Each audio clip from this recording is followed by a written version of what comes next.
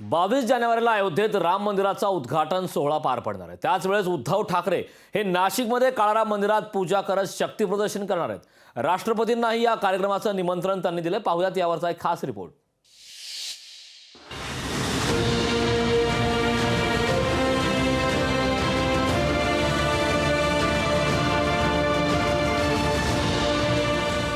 राम मंदिर सोहळ्यावरून कुरघोडीचं राजकारण सुरू।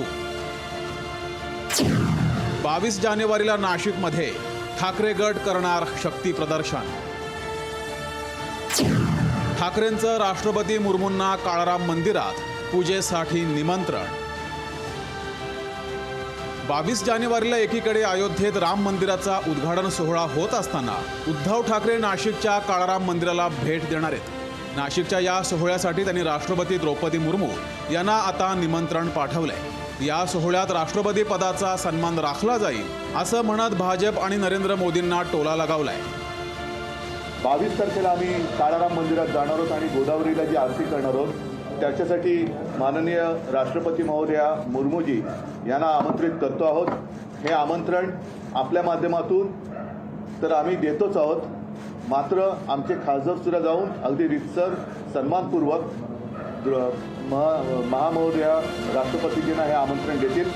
काळाराम मंदिराबाबत निमंत्रण राष्ट्रपतींना देऊ म्हणणं म्हणजे भोंदूपणाचं आहे असा पलटवार भाजपाच्या आशिष शेलारांनी केलाय। काळाराम मंदिराच्या बाबतीतलं निमंत्रण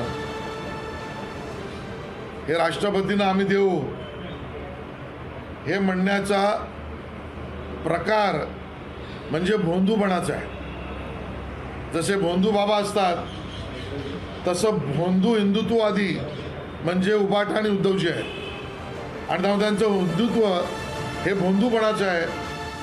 आम्ही काळाराम मंदिरात येणार हे जाहीर केल्यामुळंच पंतप्रधानांनी आपल्या नाशिकच्या दौऱ्यात काळाराम मंदिराचा कार्यक्रम आखला असा आरोपही उद्धव ठाकरेंनी केलाय।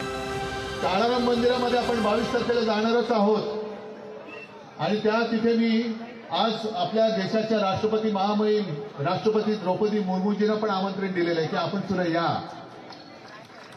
पण मला असं कळलं आपण जाहीर केल्यानंतर पंतप्रधान काल काळाराम मंदिरात धावत गेले। उद्धव ठाकरे यांच्या टीकेला शिवसेनेचे प्रवक्ते संजय शिरसाट यांनी प्रत्युत्तर दिलंय। राष्ट्रपतीला काळाराम मंदिराचं निमंत्रण देणारं नेमके हे कोण?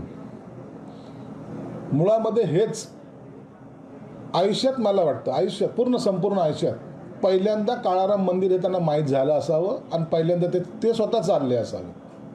नसता याच्यापूर्वी कधी गेलेत त्याचं स्पष्टीकरण त्यांनी निश्चित द्यावं, आम्ही त्यांचं स्वागत करू। राम मंदिरावरून सुरू झालेली श्रेयवादाची लढाई अयोध्येच्या निमंत्रणापासून आता काळाराम मंदिराच्या निमंत्रणापर्यंत येऊन ठेपली आहे।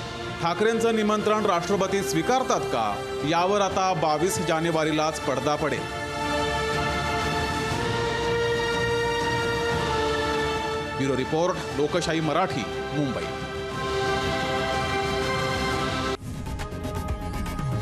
लोकशाही मराठी ऐका, पहा, जागरूक रहा।